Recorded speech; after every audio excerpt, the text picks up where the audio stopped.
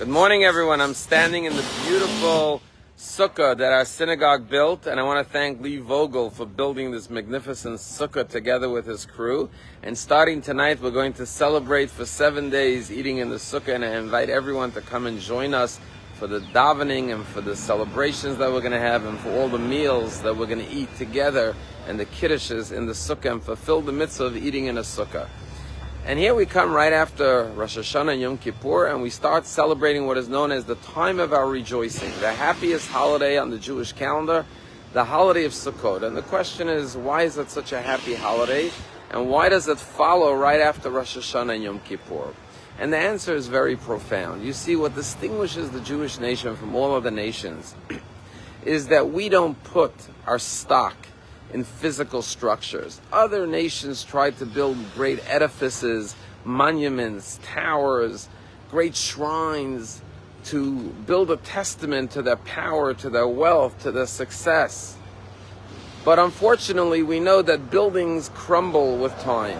And when empires begin to invest in the material, physical buildings, then you know it's the beginning of the end.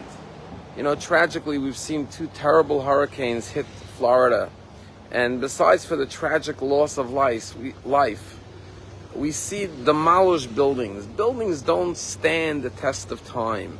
They have an expiration date. But when your strength and when your might is not from physical structures or material things, but it's from your spiritual qualities and essence, that it's enduring, that's everlasting, that's timeless. And that's why the Jewish people are still here after over 3,000 years and outlived all our enemies. They had great, mighty, powerful nations, but with time they crumbled and they witnessed their own demise. But the Jewish people, who never put their efforts and investment in material things, but in the spiritual quality of our lives, the education of our children, the celebration of our family life, of our communities, that is everlasting and enduring and is transmitted from generation to generation.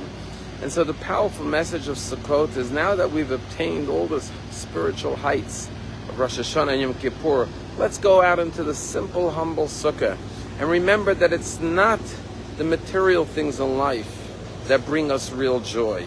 It's not our beautiful homes or our luxurious possessions. We could sit in the simplest hut made out of wood and flimsy branches as a roof. But if we're sitting around the table with our family, with our friends, with our community, if we're singing, if we're celebrating life, if we can look up to the heaven and see God's presence over us, protecting us, if we have faith, if we have trust in God, if we can invite community members and friends into the sukkah, that's where the fulfillment, the joy, and the meaning of life is. And that is what determines our level of joy.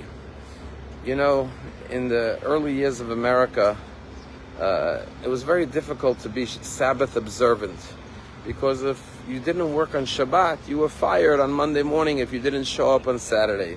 And there were religious Jews who literally every week they would have to find a new job, because when they came on Monday morning, they were given a pink slip because they didn't work on Saturday. And there was this one Jew in America in the 50s, and he would every week look for a new job, and he would come back on Monday and his boss would give him the pink slip and he was fired. But his family would watch the way he would take these pink slips and put them in a box and store them. No one knew, why is he storing these pink slips, saving them? But then when it came Sukkot, he built his sukkah. And he went out to the sukkah, took the box with all the pink slips, and started to hang the pink slips around the walls of his sukkah as decorations. And he said to his family, these are the decorations of my sukkah, because these pink slips represent my dedication to keeping Shabbat, to being an observant Jew, to fulfilling God's will. And while maybe my material life was difficult because I was always struggling to earn a livelihood, but I could sit around the table and know that I've transmitted to my family, to my children, the love and the beauty of Judaism, and that will outlive anything material or physical. We look forward to celebrating together the joy of Sukkot and the joy of sitting in God's divine presence. Have a wonderful Chag, and I look forward to seeing each and every one of you.